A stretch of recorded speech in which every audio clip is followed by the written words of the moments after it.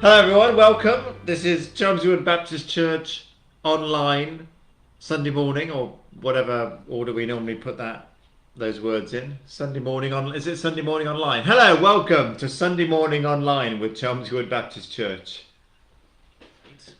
We've moved on to Isaiah. We've done a short series on Jesus in the heavenly realm, and we looked at who the devil is, which I know makes us sound like we're a mad church, which in one sense we are.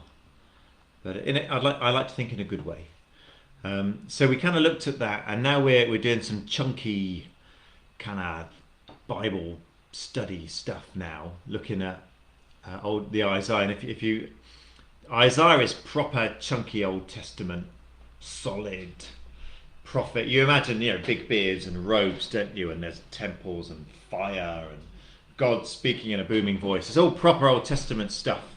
So it's kind of nice to get onto that, because a lot of the other stuff is quite theoretical and trying to work out how could this be, and if that's the case, then how does that work? So it's a different kind of theology, different approach to theology. And if I was clever enough, I'd know the different types of theology we're doing now. But this one is kind of looking at Isaiah. Now Isaiah is one of the Old Testament superstar prophets, really. It's an epic book. If you look at the kind of historical element of it, and yes, there is history in there. Some people think the Bible was just written by some person at some point. It's actually a proper ancient document, and it's got proper ancient history in it as well. And the book of Isaiah spans a really long period of time, from before the fall of Israel and Judah, which is the kind of the chosen land, the promised land. Through the time when those countries fell, those nations fell, really, outside armies invaded empires, took people into exile, and then they came back. So it's proper history, proper old ancient Near Eastern history, with the rise and fall of all these empires, the Assyrian Empire and the Babylonian Empire and the Persian Empire. And if you like history, it's fascinating stuff. And if you like pictures of stones and names like Nebuchadnezzar, that kind of stuff, and Sennacherib and all this kind of thing, it's all in there. It's good stuff. But alongside it, there's the prophet Isaiah is kind of given this message from God to the people to bring you up to speed on the Old Testament. Just make some space. I feel I'm a bit. Might chop up my coffee as well. To bring you up to speed on the Old Testament. Look at that. Ooh, it's like going back to the 70s, isn't it? After God's people fled from Egypt, you know the story of Moses, set my people free. And they get freed from slavery. They go into the wilderness, they wander around for a long time, and then eventually they settle in the land of Canaan. It becomes Israel. And everything seems to be all right, kind of on and off. Then there's a kind of falling out very early on, and the people say, we want a king. We should have a king. Everyone else has got a king. We would have got a king. And God says, you don't need a king. You've got me. And they say, we do need a king. We got you. You're fine, but we want a king. And God says, you don't want a king. We do want a king. You don't want a king, he says. We do want a king. So they get a king. And then they get a few problems with that king. And then the kingdom splits in two, the north and the south. I've been through all this before, but if you knew, this is a rapid catch-up. And you end up with what becomes Samaria, the northern part of the kingdom, and Judah in the south. And Judah was the place where Jerusalem was, and they regarded themselves as the kind of the holy remnant, the stump of the tree, of the vine that was cut down. And the northern part of the kingdom kind of went its own way. There's the books of Kings and Chronicles tells the story of the two kingdoms, and there's a lot of overlap. So again, if you want that kind of story of these ancient stories of the nations, Kings and Chronicles tells you that. And it's sometimes a case of this king came along, he was a good king. This king came along, he was a bad king. This queen came along, she was a bad queen. This queen came. So it goes on. Yeah. Anyway, there's a lot of political shenanigans going on here as the nations vied, not just Israel or the northern part of the kingdom and Judah, but there was kind of all the countries around. So empires rise and fall just as they have throughout history. Because after the Babylonian Empire, the Romans, or there may have been someone else in between, I can't remember. Babylonians, Persians, not sure. Romans. So I'm not sure, someone else who knows history better than me will know that. And throughout history, we've seen empires rise and fall, haven't we? There was the Holy Roman Empire at one point. The British had an empire at one point. And we all know that basically, generally speaking, empires don't spell good news for a lot of people. Anyway, I mean, I've seen Star Wars as well, the empire there. It's not good. Anyway, empires kind of rise and fall. Eventually, both kingdoms, Samaria and Judah, fell to the world powers of the time. Ultimately, Babylon. And Babylon shipped off a load of people from Judah, particularly from Jerusalem. They would take out leaders. They wouldn't always assassinate or kill people, because sometimes they were useful. Sometimes they would take people out and kind of integrate them into their own culture, into their own country. So the exile, when Babylon comes along, was around 60 years. It's around 600 BCE. It happened. Just nod off or make a coffee if you're getting bored with the history stuff. But this is important because when Isaiah is speaking, he's speaking into a real historical context. About 60 years of exile in Babylon is when they wrote things like "By the Rivers of Babylon," which then obviously Boney M did. So songs like that we know, all these songs of longing, of that sort of longing, were written during the period of the exile. So it starts to make sense, doesn't it? You know, this, as you look at the Old Testament, that's where that fits in. I can see why they said that story. And you've also got people like the prophet Daniel. The story of Daniel takes place during the exile. So it's fascinating when you start piecing it together. So the exile came, these world powers rose and kind of steamrolled over Samaria and Judah, took them over. And then there was a time of return and rebuilding, and that brought trials and challenges of its own as the people returned and they saw the walls of the city were destroyed and they said, we need to get this out. And they're saying, well, you built your homes, but you haven't rebuilt the temple. All this kind of stuff, the prophets of the return. And that took place with the rise of the Persian Empire, which was Cyrus, which was about 530 something or other, 539 I think. So if you like history, it's a fascinating point. But Isaiah spans all three periods, the before, the during and the after the exile, because the exile is one of the defining moments in the Old Testament. Now, the book of Isaiah can be broken into two, sometimes people break it into three parts. And he starts with a call to resist the Assyrian Empire, because I'm not going to give you a written test on this, you're all right. The Assyrian Empire, who were the rising power at that point, and they were invading the north. And everyone's like in a panic. What are we going to do? The Assyrians are at the door. Blah. Let's create loads of alliances. And there was talk of an alliance with Egypt and other places. And Isaiah basically says, why don't you just trust that God will sort this out? And he says things like, well, you can make alliances with these people, but it probably won't help you. Now you can read into that what you like. But anyway, the first part of Isaiah's book is really saying to people, trouble is coming. Trouble is coming, but trust in God. Don't trust in your human plans and your human alliances. He doesn't say do nothing. He says trust and listen to God. And then, in the second part, the message changes because he gives this message. And then Babylon invades and defeats Judah, defeats the Assyrian Empire, and people are taken. And I think that was Nebuchadnezzar, the Babylonian one of the Nebuchadnezzars. There were several who kind of comes in and takes them away. So anyway, we're not going to go to a full-on. I'm getting a bit bored now. That's the overview of the historical stuff. Anyway. So we're going to look at 3 or 4 passages over the next 3 or 4 weeks that really kind of sum up what Isaiah's message was. And as I say, he's a great, big, chunky, proper Old Testament prophet. So it's good stuff that he does.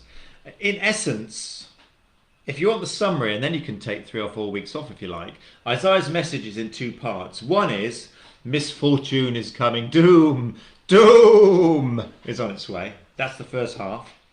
And the second part of Isaiah's message is, but God's going to step in and you will be saved.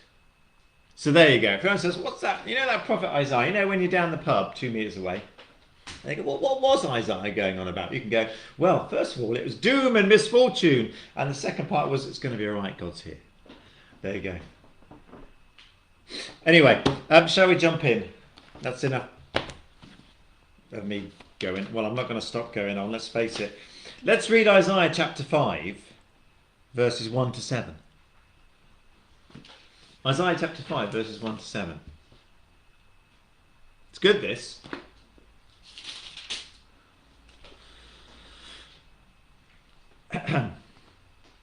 I'll sing a ballad to the one I love, a love ballad about his vineyard.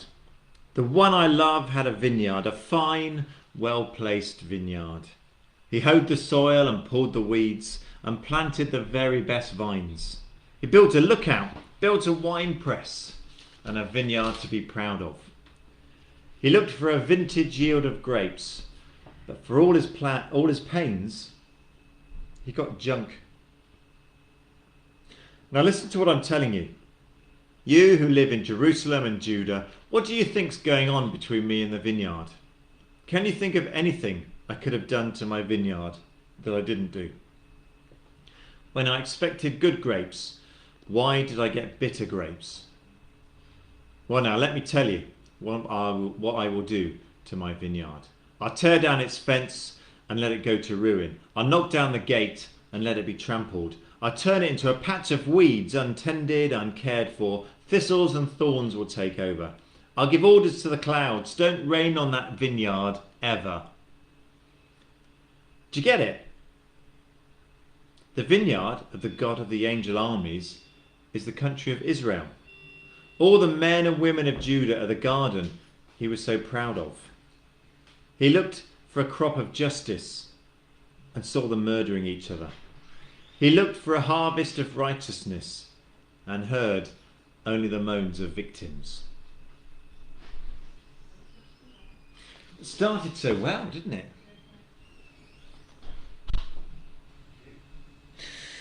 Now this sounds quite poetic, doesn't it, to us? It's all about vineyards and pruning and soil and all that. And in a sense, it is quite poetic.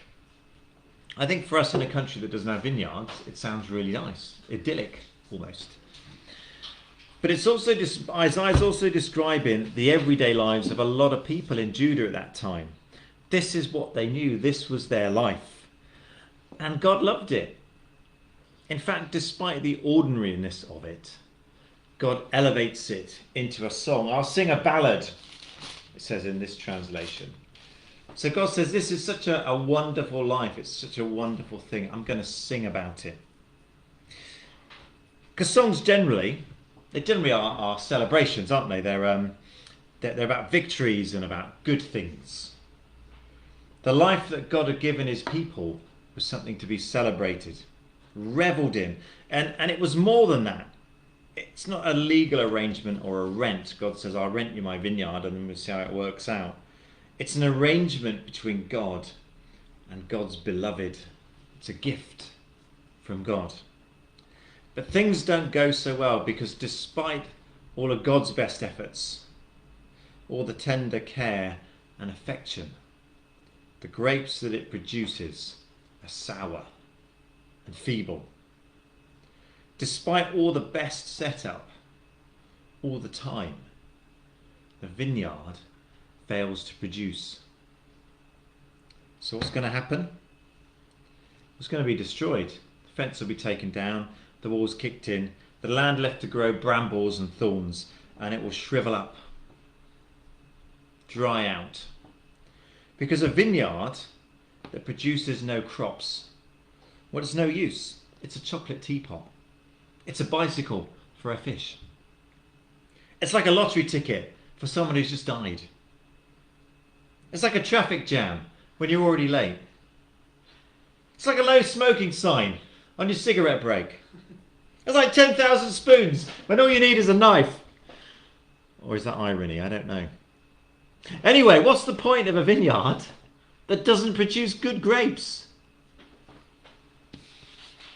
Because what more could have God have done? The vineyard will be destroyed and left to die. This is the kind of first main strong connection with the idea of Israel as the vineyard. It kind of gets allusions earlier in the Old Testament. But here Isaiah specifically draws the link. God had planted and nurtured these people, given them a fruitful land, protected them, and for nothing because they had not produced good fruit.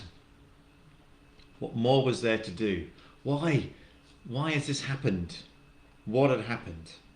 Because the people had turned from God. There was just murder where there should have been life. There was injustice where there should have been justice. The people had drifted far from God, even though on the surface things looked all right. The vineyard was planted, the stores were in place, the boundaries were strong, and yet inside the vineyard things had gone so very, very wrong.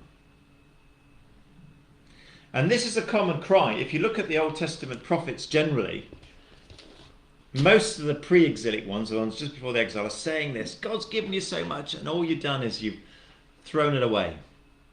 You've turned it upside down. Historically, it's quite interesting because it shows what kind of God was doing within history with these people. But spiritually, it also speaks to us today. And that's why it starts becoming interesting even more, because that connects with us now. This isn't just an interesting historical document, which it is, but it's also how God speaks to us now. God says, you've got so much, and yet what do you do?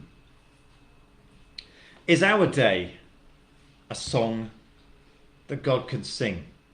When God sees us, does he burst into song saying, look at them, look at him, look at her, look at those, look at that lot. They just make me want to sing because they're so fab.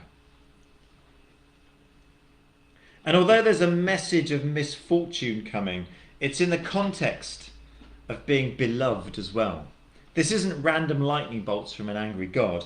This is about saying these people have chosen a different path. They've turned away from me. They turned away from goodness and justice and righteousness. To quote the Bible, karma's going to... Oh, sorry, that's to not quote the To not quote the Bible, karma's going to get you. Or to quote the Bible, if you sow the wind, you reap the whirlwind. It's not a simple formula, but actions have consequences. We know it. We've seen it. We all know this. Sometimes we deserve what we get. Sometimes we are innocent victims. If I build a house on an earthquake fault line and then sell the house, I won't pay the price, but someone will. If I neglect sections of my community or world, if I treat them like dogs, there's going to be a reaction. If I drive like an idiot, someone's going to get hurt. If I choose to live outside the law, dodging tax, stealing, using drugs, there will be consequences for me and for others. Some of it I may deserve, and some of it I may not. And some of it will harm others who don't deserve it. God's people had chosen a way that was different to God's way. They'd kept up appearances, gone to church, been very respectable, said all the right words, but their hearts weren't in it. And worse than that, their hearts were actually elsewhere. And so the fruit produced was sour, and the gift of the vineyard would be lost, and the invading armies would literally trample it to the ground. And this, even centuries later when Jesus came along, was still part of the message of Jesus. And we've been going through the Gospel of Matthew during the week, and the number of times he criticises religious hypocrisy, those who put up the front of faithfulness and light, and yet who were full of corruption. And Jesus when he enters Jerusalem, there's this very strange reading which came, I think it was earlier in the week, in Matthew 21. Early in the morning, Jesus was on his way back to Jerusalem, and he was hungry, and he saw a fig tree by the road. He went up to it, but found nothing on it except leaves. And then he said, "May you never bear fruit again." And right away, the fig tree dried up. It's a funny little story, and the disciples kind of miss the point because they get amazed by the miracle of it. But partly that's a parable, as Jesus enters Jerusalem, the kind of center of religion, the kind of core of everything that they were about.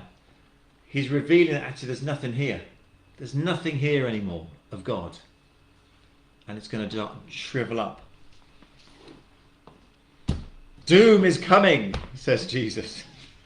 And it did for them as well, because the Roman Empire at this point is on the rise, and about 70, was it 60 or 70, the year 60 or 70, the Romans come in and basically flatten the place. I mean, they're already knocking around now, but they come in and flatten the place.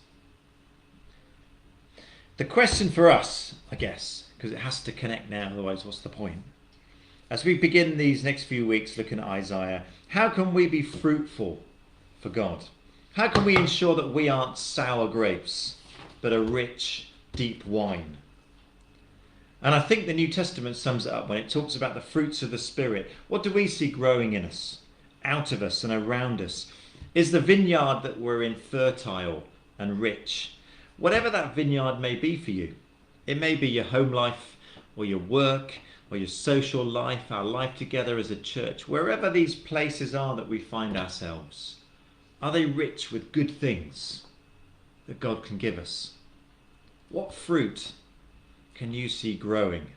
And how can we ensure that the harvest is good? So these next few weeks, we're going to be looking at some of those questions. And remember that things look up. We're at the start, which is a message of doom on its way. But that's not the whole story. And it will not be the whole story. But more on that next week. Amen.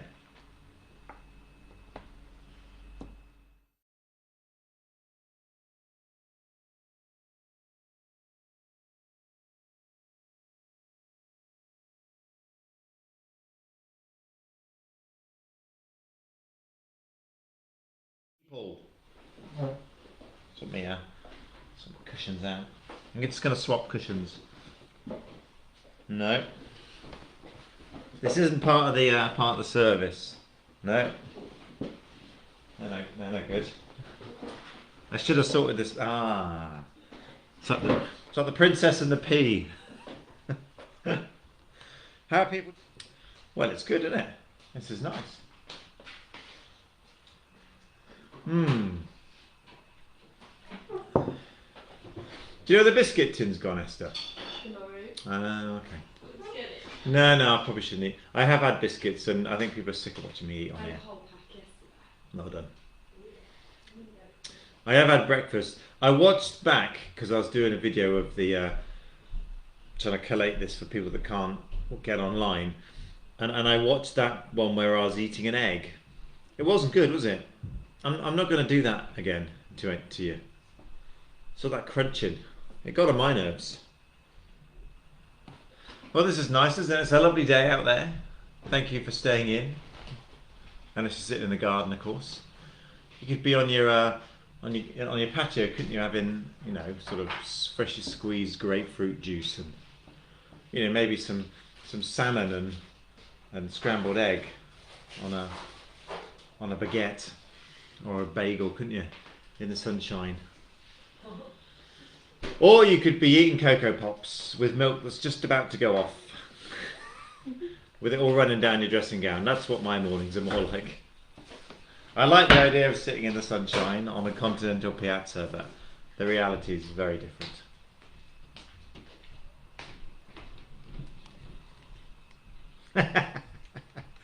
I don't really want to sit here eating biscuits because I've listened to myself munching on there the other day. It's really bad. Let's see what's been left behind. Oh, very. Someone eaten 3/4 of that and then decided they couldn't finish it.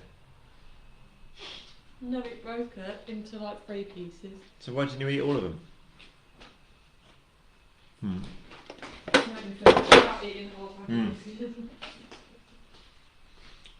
No, the egg wasn't crunchy, Charlie. It was the toast.